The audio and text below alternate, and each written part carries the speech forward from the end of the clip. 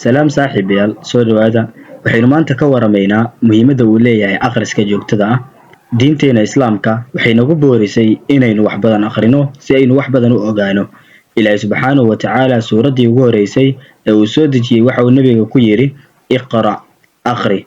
Halkan waxaan kugula wadaagayaa 6 qodob oo uu akhriska ku saameeyo qalbiyadeena. Haddii aad nagu cusub tahay fadlan nagu soo biro subscribe dheh. Muuqaalkan haddii aad ka hesho like saar una sii gudbi asxaabtaada.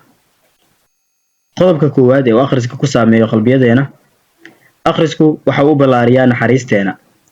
Wax akhrinta joogtada ah waxay kor u qaadaysaa fahamkeena bulshada.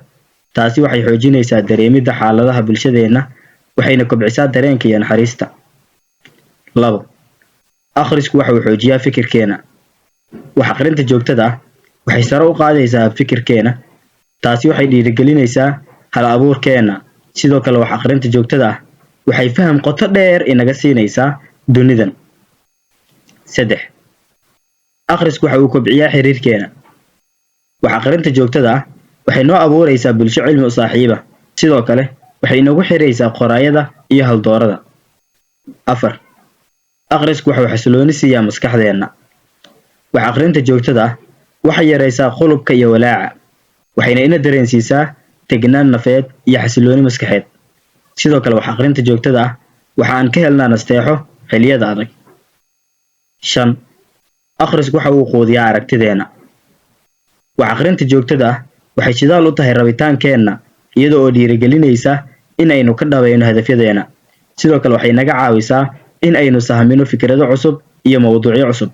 Number 6. Akhriska joogtada ah waxa uu dhaliyaa in qalbiyadeenu ay noqdaan kuwo isku xiran, nabad iyo xasilooni ku wada nool. Sidoo kalena waxa uu inaga dhigaa kuwo leh maskax furan oo fikirta.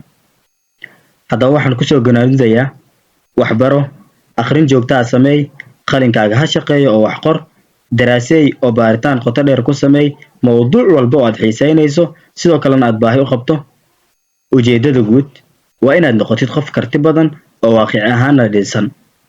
Bulshooy wax akhriya. Asalaamu calaykum waraxmatullaahi wabarakaatuh.